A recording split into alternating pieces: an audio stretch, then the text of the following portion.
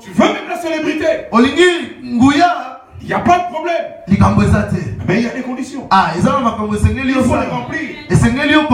Alléluia. Amen. C'est alors que tu auras tout ce que tu veux. Tu veux manger des fruits d'un arbre. Il faut planter. Alléluia. Amen. Si tu n'as pas de quoi planter, tu peux aller acheter. Pour acheter, tu dois avoir de l'argent. Pour avoir de l'argent, tu dois travailler. Alléluia. Amen. Le principe de la vie établi. Tu respectes ce principe-là, tu bénéficies des bienfaits. Tu ne les respectes pas, tu n'en bénéficies pas. La vie est aussi simple que ça.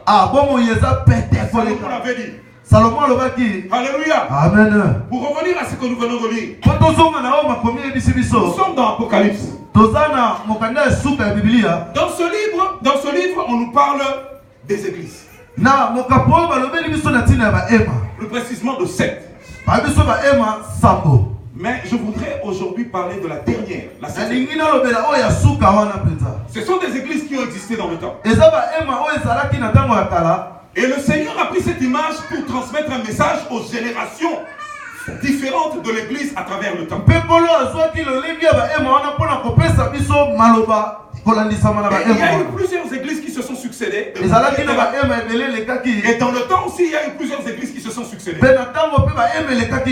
Chaque église avait ses caractéristiques. Et à chaque église, le Seigneur parlait selon une révélation précise.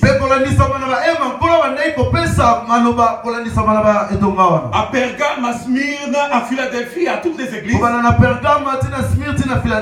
Dieu s'est révélé d'une manière précise. Et à chaque église, le Seigneur avait soit des reproches, soit des éloges.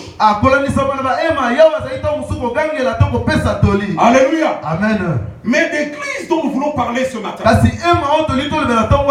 la 7e, elle n'a même pas eu droit aux éloges ou aux félicitations du Seigneur. Reproche sur reproche. Du début à la fin. L'église de Laodicée. Pour la petite histoire, Laodicée, c'était une petite ville. Si on doit la positionner aujourd'hui, ça serait en Turquie. Alléluia. Amen. D'ailleurs, certains experts disent que c'est là où Pierre a écrit le premier livre de Timothée.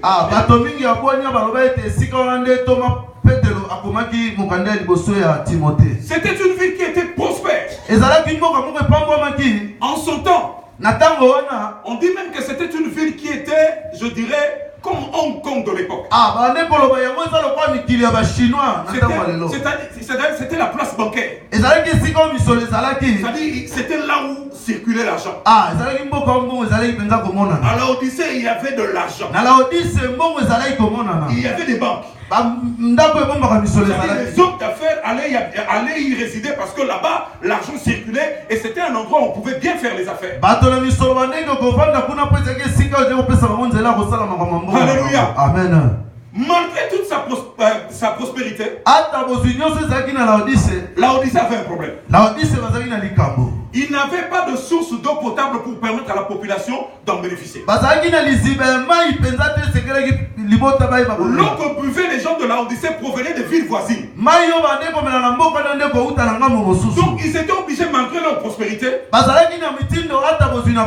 de mettre beaucoup d'argent et pouvoir faire venir de l'eau d'ailleurs.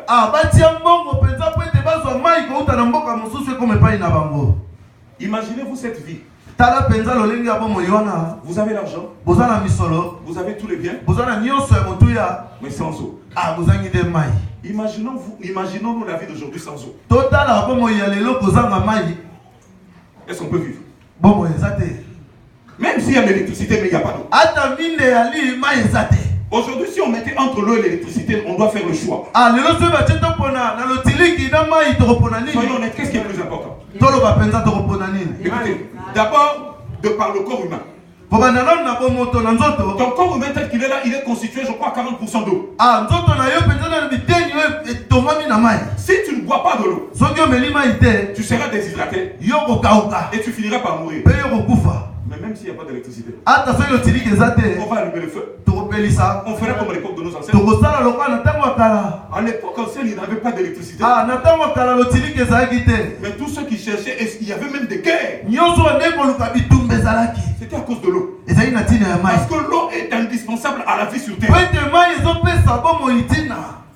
Pour votre info, vous savez que la planète Mars, on est allé, on a envoyé des sondes croyant qu'il y avait la vie. Vous savez quel est le premier signe pour savoir s'il y avait la vie? On vérifie s'il y a de l'eau. L'eau est le symbole de la vie. Sans eau, il n'y a pas de vie. Laodicée était prospère. Laodicée était riche. Laodicée avait l'argent. Mais Laodicée manquait l'essentiel. Laodicée manquait l'eau. Ce qui donne la vie. Chez nous au pays d'ailleurs, le slogan de la régie des eaux dit quoi? L'eau, c'est la vie. Mais je crois que c'est un principe universel. Dieu a donné cette image à Jean qui a commencé à écrire à l'église de Laodicée. Il y a Laodicée, toi qui te dis que tu es riche. Alléluia. Amen. Quand tu dis, il dit dans le verset 17, parce que je me suis enrichi, je n'ai besoin de rien. Menteur, tu avais besoin d'eau. Malgré ta prospérité, malgré ta richesse, Laodicée, tu avais besoin d'eau. Mes frères, aujourd'hui l'église est devenue l'église qui croit tout avoir. On voit des hommes et des femmes qui maintenant ont mis comme standard les richesses matérielles comme présence de Dieu. La référence pour connaître que Dieu est là, il faut qu'on ait vu un grand temple. Il faut qu'on ait vu des grandes voitures. Il faut qu'on ait fait des voyages et qu'on ait fini 5 ans de passeport. C'est ça qui montre que Dieu est là. Oh pauvre Laodicée. Tu vas tout avoir. Mais pourtant il te manque l'essentiel. Il te manque l'eau. Mais tu te vantes que tu as tout. Et l'eau que tu bois vient de la ville voisine. Il suffit qu'on coupe les canalisations. Laodicée, tu vas mourir à ce fait. Laodicée se disait qu'elle est riche. Les chrétiens de Laodicée se disaient nous sommes dans la place boursière. Et qu'à l'époque de l'Empire romain, les chrétiens de Laodicée se disaient nous sommes des chrétiens très prospères. Nous avons les moyens. Nous avons de l'argent. Si vous voulez en avoir, venez chez nous. Alléluia. Amen. Cette église à ses yeux était très riche. À ses propres yeux, elle se considérait comme ayant tout. La Bible dit même ici qu'elle dit je n'ai besoin de rien. Alléluia. Amen. Mais la Bible ajoute mais parce que tu ne sais pas. La Bible dit parce que tu crois être riche parce que tu ne sais pas. Dis-moi bien. Argent, banque, prospérité, humainement parlant, c'est des signes de la vie. Quelqu'un qui a une banque, il a de l'argent. Quelqu'un qui a de l'argent, il est prospère.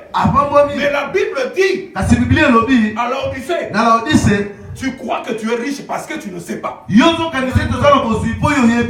ce problème est un problème de définition sur la le comment moi qui ai l'argent, qui ai les banques, moi Laodicée qui me dit que j'ai tout, Dieu peut me dire que c'est parce que tu ne sais pas.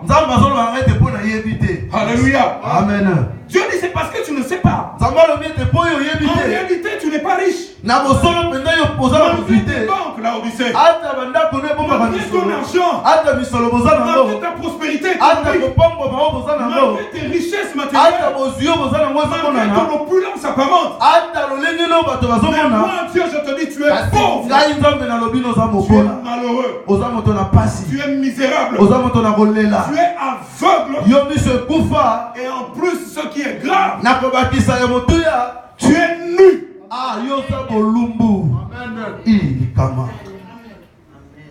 Merci. Tu marches avec des habits, tu te pavanes devant les gens, tu dandines comme on nous dit, tu fais voir que tu es bien habillé. Mais imagine-toi que les gens viennent te dire, malgré tout ce que tu as comme habillement, peut-être qui vaut des millions, on te dit, mais on te voit tout nu. Que va être ta réaction? Tu vas aller te cacher. Pourquoi? Parce que tu dois cacher ta nudité. Tu te dis, mais moi je suis habillé. Comment est-ce qu'on me voit nu? Et c'est là où se pose le problème.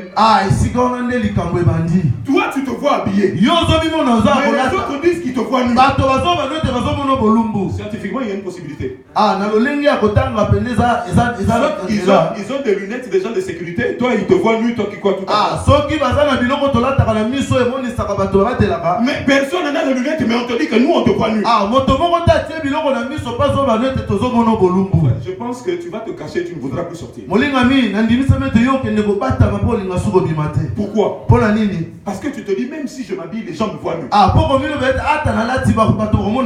L'église de Laodicée se disait, on est riche, on est prospère, on a l'argent. Mais Dieu dit, vous pensez que vous êtes riche parce que justement vous êtes ignorant.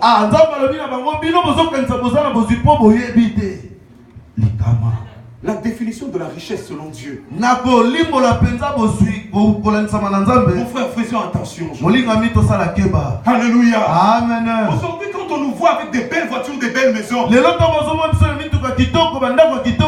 cela est devenu le standard pour dire que celui-là est béni de Dieu. C'est possible, Dieu peut bénir avec ces choses. Mais la question à se poser, est-ce que toutes ces choses ont comme origine la bénédiction de Dieu?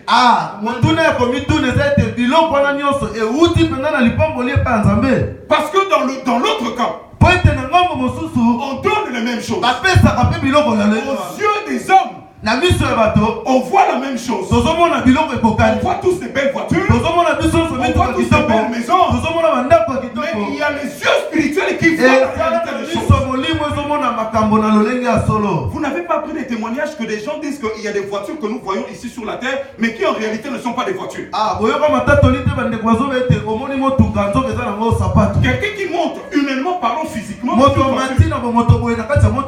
Dieu ouvre les yeux spirituels, on voit que c'est un cercueil. Alléluia. Amen. Pourquoi? Le regard de Dieu n'est pas le regard des hommes. Laodicée était riche à ses propres yeux. Mais aux yeux de Dieu, Laodicée était pauvre, malheureuse, misérable. Alléluia. Amen. Aujourd'hui, à notre époque, on n'est pas différent de Laodicée. Quand on regarde certaines réalités qu'il y avait à l'église de Laodicée, c'est à se poser des questions si notre génération ne vit pas la même chose que l'église de Laodicée. Alléluia. Amen. On voit aujourd'hui des hommes et des femmes de Dieu se battre pour avoir les grands temples. Alléluia, gloire à Dieu, cela n'est pas mauvais. Mais la question que nous devons nous poser, est-ce là le but ultime de l'église? Est-ce que c'est cela la mission de l'église? Oui, nous devons prier à des endroits propres et bien. Mais revenons aux fondamentaux. Quand Jésus s'en allait, qu'est-ce qu'il a dit à ses disciples? Quelle est la mission confiée à l'église? Quelle était la mission confiée à l'église? Allez partout dans le monde et faites des disciples. La la plus grande commission que Jésus a laissée. C'est la mission. Allez sauver les âmes perdues. Allez chercher ceux qui ne connaissent pas le Seigneur. Les amener à Jésus. Parce que la fin est pour bientôt. Alléluia.